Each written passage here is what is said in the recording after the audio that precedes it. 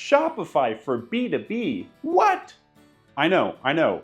The retail D2C juggernaut is moving into a new space. But I had the opportunity to sit down with Shopify at SEMA in Vegas this year. And so I had some questions for them about the platform and its fit for B2B. I asked initially, what does Shopify offer for net terms and frequent purchasers today? And is that different from the D2C experience? I would say there's more overlap than you probably realize. We try to make sure that the B2B checkout experience is as seamless as the D2C one. So if I'm a buyer on terms and I go to checkout, it's still going to be that single page checkout experience, except that now we recognize that you are in fact on terms, and we give you the option to either just check out with a PO number if you want, or select whether you want to enter a credit card or even a bank account for ACH payments. So the next question is, does Shopify support native tiered pricing and order quantity rules for B2B? We now support tiered pricing, customer-specific pricing, product line-specific pricing, and within that pricing, you are able to establish volume pricing rules, minimum quantity rules, maximum quantity rules, et cetera, et cetera. And then can you set breaks per company or change how they render on a product display page or cart? Absolutely. So you are able to associate each of these catalogs to various company locations. And based on those catalogs is what they're going to see on the front end when they are browsing your catalogs. So how granular can we get by company and location for pricing, product access, terms, even content? I work with quite a few merchants that have very granular user requirements. Not only how are we pricing these products, but what access do you have to products as well as the product data. So we are able to control that at a user, company, or location level. Can you adapt content, layout, or themes for a market or B2B context? So we recently rolled out Markets, which gives you a lot of control without needing to use code to present different information to different audiences or markets.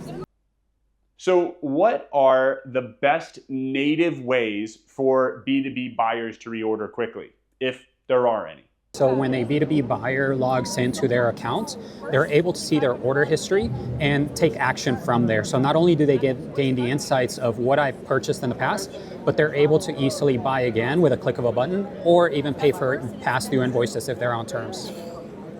All right, Daniel, what would you say to a merchant who has large variant tables or runs CSC-style bulk ads? Yeah, there are quite a few apps out there that allow you to do bulk updates for those large product tables, and it's now a lot more capable to handle those variants and those limits that were in the past. Let's say there's a rep out in the field. Can they assemble a quote or order on mobile and get their company pricing and terms applied to that order? So we have a concept called draft orders. Within the rep's phone, they're able to log into the Shopify backend and create a draft order for the buyer. Once they associate the order with the account, it's going to populate the correct pricing and payment terms associated with that account, which as soon as it's saved, can be emailed off to the buyer for approval. So we know that most themes on Shopify started as D2C first, common knowledge.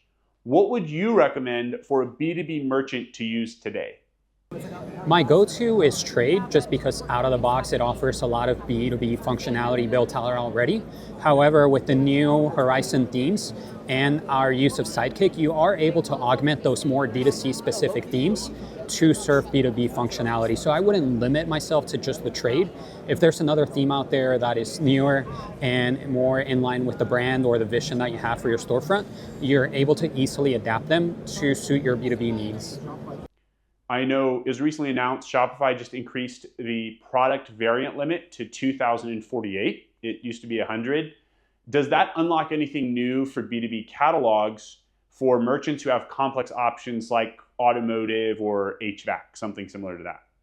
By increasing the variant limit, what Shopify has done for the B2B market is really opened up the door and lowered the barrier to entry when it comes to merchandising complex products. So especially being out here at SEMA, I know that there are a lot of merchants that have very complex products.